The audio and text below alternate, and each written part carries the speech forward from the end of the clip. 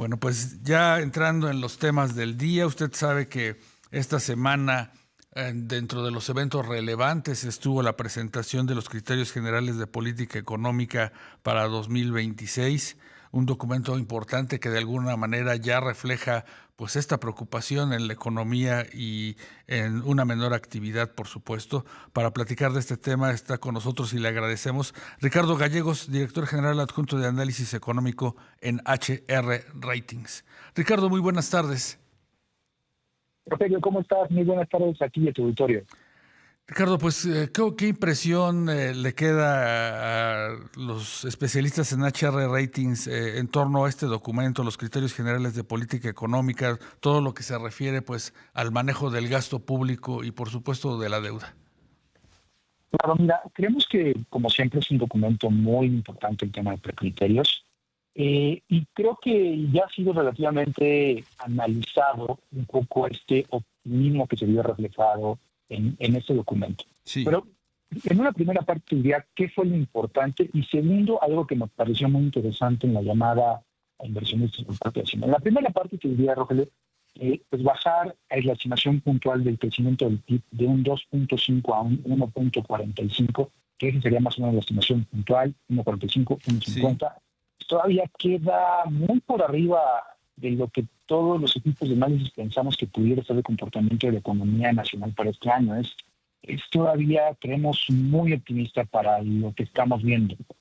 Otro dato que llama la atención es que la deuda neta como porcentaje del PIB se incrementa de un 51.4 a un 52.3 y que finalmente el déficit, que es como los drivers importantes de las finanzas públicas Sí. en el país, pues se mantiene constante. Entonces, lo que están diciendo en términos generales este documento, pues es que crecemos, pero crecemos un poquito menos, nos endeudamos un poco más y nuestro déficit se mantiene.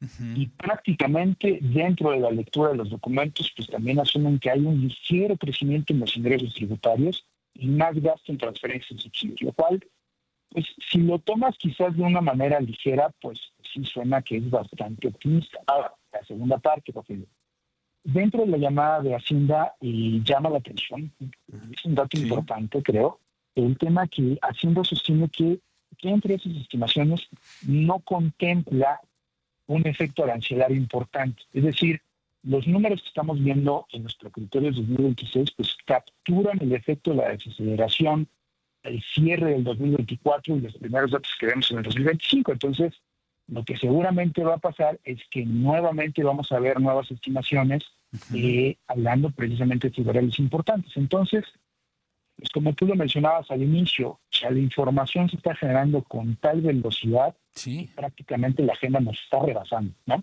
por Entonces, supuesto. en general te diríamos desde el punto de vista de HR que lo que estamos viendo en precriterios 2026 suena muy optimista para lo que nos está dando las noticias día con día. Creemos que a nivel crecimiento nuestra estimación la bajamos a 0.6 y también con la reserva de que si el impacto arancelario era un poquito más pronunciado y durante más tiempo, pues esto tiene un serio componente que sea todavía más bajo de lo que estamos pronosticando en el momento. Entonces, un contexto complicado para el país, sin que por esto sea como tal una crisis, pero Claro. sí estamos tocando las puertas de la recesión de una manera muy importante. Sí, Ricardo, también pues el tema de la consolidación fiscal, que es una promesa pues del gobierno desde que se presentó el paquete económico, la intención, como tú mencionabas, es bajar el déficit a alrededor del 4% de un 5.7 del año pasado.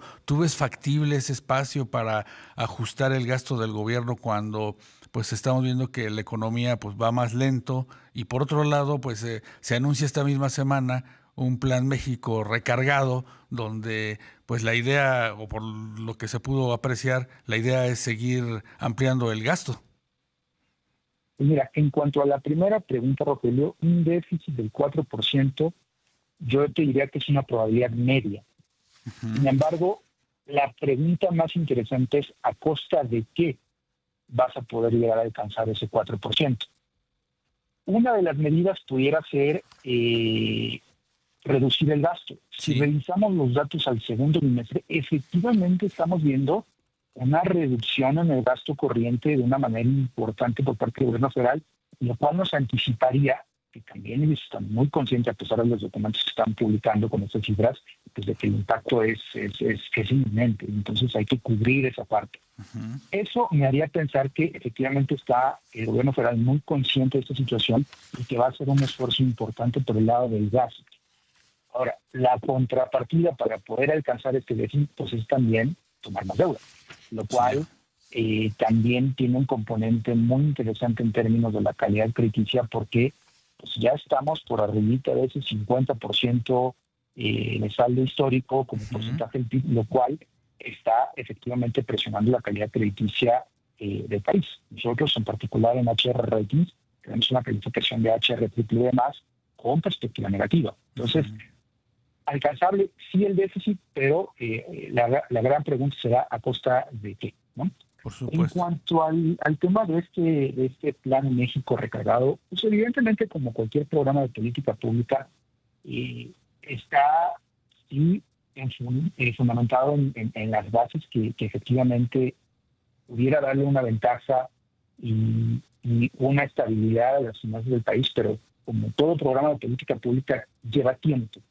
Sí. Y probablemente lo que no tenemos en este momento es eso.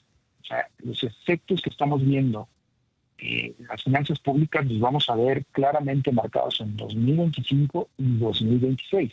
Uh-huh. Definitivamente hay que tener un plan y hay que apostarle a muchas cosas que nos permitan una diversificación, mayores ingresos, apostarle a la base del consumo nacional, sí. Pero sin embargo son efectos de mediano plazo si bien nos va. Entonces es un reto, creemos que sí es aporta mucho tener una guía de navegación, una guía clara, uh-huh. Qué sectores, qué aspectos, qué tipo de créditos, la manera en la que se va a implementar, pero definitivamente son temas que toman tiempo consolidarse. Claro. Entonces, pues arriba, hasta ahorita.